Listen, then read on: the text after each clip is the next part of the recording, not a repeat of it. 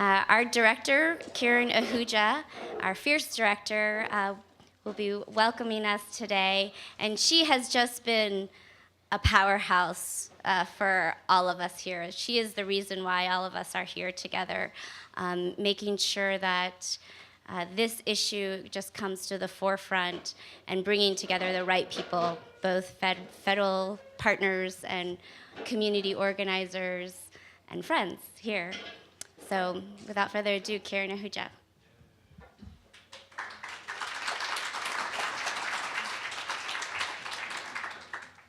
How's everybody doing?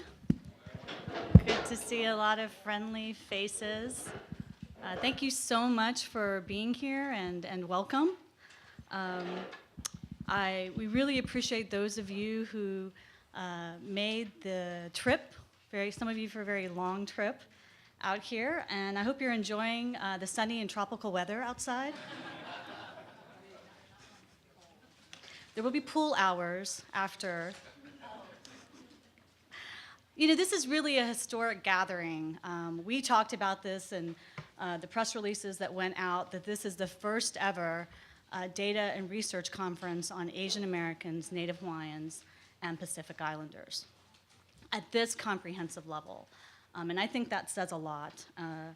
And it really is about working towards fostering the collection and research and analysis of our communities and disaggregating data by at least separating out Asians from Native Hawaiians and Pacific Islanders and finding ways to go even further, disaggregating by Asian subgroup to discern unique challenges that face our communities. So I see this, in my opinion, my very humble opinion, as a very historic gathering. But we also see this as a working meeting. We're about getting things done.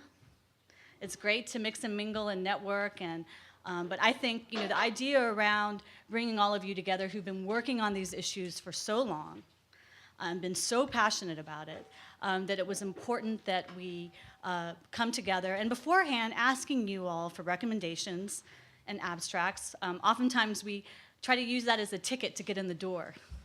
So come with your recommendations because we actually are trying to get things accomplished. And those recommendations have already been shared with federal officials here today. And we hope and expect that concrete ideas and proposals come out of this gathering. So we have a great lineup of speakers. We have Dr. Groves here, Director of Census Bureau. Dr. Rouse will be joining us at lunchtime. She's the member of the Council of Economic Advisors. I don't know if you've seen her colleague Austin Goolsby's whiteboards on the whitehouse.gov. It just got picked up on the Rachel Maddow show last night, so that was kind of interesting that it's getting pretty popular. But it's actually very interesting, these whiteboards that kind of lay out in very simple terms what's happening with our economy and what this administration is doing. We'll have Todd Park, Chief Technology Officer at HHS. And Todd, it's going to be a really interesting discussion with him because he's going to challenge us on how we can open agency doors to share data widely and how to be more innovative with how we use data to better society. We have Catherine Wallman from OMB. She's their chief statistician, who will give us a 10-year update on the OMB Directive 15. So that'll be an interesting conversation, as well as Dua Thor, who's part of the President's Advisory Commission on Asian Americans and Pacific Islanders. Among the 17 commissioners that we have who truly are instruments of change and are working hard to serve the community. There may be other commissioners as well who will be joining us. And also, of course, last but not least, many of our colleagues and researchers and friends from around the country. So very quickly, I wanted to make sure to do the thank yous up front. First and foremost, Christina Lagdameo, my deputy director with the White House Initiative, who has just done a tremendous effort and hopefully probably maybe has spoken with each and every one of you over email to put this together. And we had this idea back probably about 8 months ago, maybe like the second day that she started. We like to get things going as soon as people come on board. And so she really took that idea Because frankly, every single meeting that we're in, this issue comes up. Every single meeting. And so we wanted to think about how we could really address the issue in a comprehensive way. So I want to thank Christina for all her work. Of course, all the staff who have been tremendous, and I really am proud of the team that we have as a part of the initiative. A special thank you to GW for all your support. In particular, Dean Foyer, who is the Dean and Professor of Education at GW's Graduate School of Education and Human Development. And I have to say, I ran into the dean at a just random conference when we were planning this, and as we were debating where we were going to have this convening, and it was the first time I met the dean, and I said, by the way, we're having this research and data convening, and could you host? Would you partner? And he's like, of course, this sounds like a fantastic event. And so really kudos to the dean for his vision and his really strong interest with GW being here to partner with the federal agencies and with the administration. And of course, to the GW team who helped in planning a lot of the logistics, we're very appreciative of that. So, as we were thinking about this conference and talking about ideas of a theme or what this conference could represent, I was trying to come up with interesting slogans.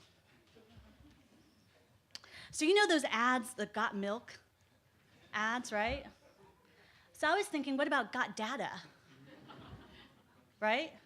And so I was thinking maybe there'd be Paul or Robert or Sora or Mei Lee, like with a picture, not like the milk mustache, but like data, like hanging all around, and you know, ways of advertising how important it is. You've got data. We need data, right?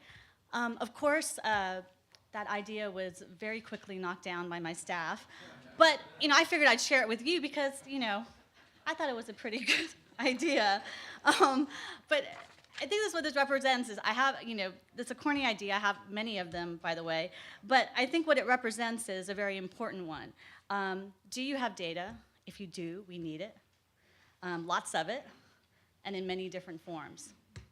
I mean, that's essentially why we're here. And we know when communities don't have this information, if it's not collected in a way that reveals issues, trends, needs, then we are helpless, literally. We're almost held hostage. We can't advocate for our community, ask for resources, make the case. I've been on the other side as an advocate, searching the internet, talking to people, where is this information that I know, that we know with our own eyes, this anecdotal evidence, but we just need the numbers to be able to show why what we're saying is actually the truth. And it limits Asian Americans, Native Hawaiians, and Pacific Islanders from participation in federal programs and services. And that is where the initiative and the commission come in. I mean, that is the essence of why we were created. And so this becomes such an important piece of it. We also know that Asian Americans, Native Hawaiians, and Pacific Islanders can be found at extreme ends of the spectrum for almost every socioeconomic indicator, from wealth to poverty, graduate degrees to illiteracy, and entrepreneurial success to marginal daily survival. And in particular, we know that not disaggregating data, at least by Asian and Native Hawaiians and Pacific Islanders, we do a tremendous disservice to addressing the struggles among Native Hawaiians and Pacific Islanders in particular. For example, we have very limited data on how HIV/AIDS impacts Native Hawaiians and Pacific Islanders because they are smaller populations and more difficult and costly to collect data. So what do limited data or studies mean? Less resources and funding to address serious health issues and limited access to culturally appropriate health care for Native Hawaiians and Pacific Islanders.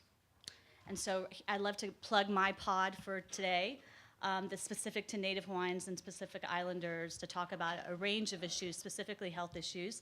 So please join us. I know that was very conniving on my part, but since I have the podium, I'm going to plug my table. And also, NPR recently did a story on Asian Americans and unemployment. I don't know if folks heard this piece. One of the few national news reports that I have heard focused on Asian Americans within NPR, particularly around economic issues, because oftentimes it's, and we know this, the model minority, that, well, Asian Americans are doing fine, even in this economic, during this recession. So the report stated that in the second quarter of this year, Asian Americans remained unemployed for the long term more than any other major minority group. Who would have thunk? The report went on to dissect why that is. 70% of our population is foreign-born. We congregate in urban areas and live in ethnic enclaves. We are concentrated in certain industries. And we lack networks and, in some cases, language skills. So I thought to myself, how refreshing that an entire segment was on the state of unemployment of Asian Americans. Providing this data, but also breaking down the story, educating listeners and the general public on the Asian American community. And my point here is that when you have data, you can start the discussion. You can start having a discussion, a story about what our community is facing. Well, these issues are not new. When the initiative was first established under the Clinton administration, data collection and disaggregation was one of their recommendations. And this was back in 2000 and 2001. And we have Lisa and Parag. Parag, I saw you earlier. Can you stand up and just let folks know so we can put a mark on you? Parag and Lisa are former initiative staff of the Clinton administration. So we're very happy to have them here. And from their report in 2001, it stated, data drive almost all federal programs and services. Without specific, timely, and accurate data about the Asian American, Native Hawaiian, and Pacific Islander communities, federal programs and services may not be inclusive of or responsive to this population's needs and challenges. The absence or inadequacy of available data often exclude Asian Americans, Native Hawaiians, and Pacific Islanders from participation in federal programs and services. In fact, the 2001 report states that one of the highest priorities of that commission at the time was to see the full implementation of OMB Directive 15, which requires agencies to separate out Asians from Native Hawaiians and Pacific Islanders. Our current executive order specifically mandates agencies to foster data collection, research, and analysis on Asian Americans, Native Hawaiians, and Pacific Islander populations and subpopulations. There are very few provisions in our executive order that specify what exactly we should be doing. It's a very broad mandate, improve access and participation. Data collection is one of the very few that is actually specifically delineated in our executive order. When President Obama signed the executive order in October 2009, he mentioned the importance of data collection and the fact that our data collection and research is not up to par. He didn't mention this once, he mentioned this twice in his speech. He went on to talk about the impact of government, small business loans to our community, HHS research on diseases that disproportionately impact AAPIs, the Justice Department upholding the promise of language assistance, and he ended with the importance of research and data collection for our community.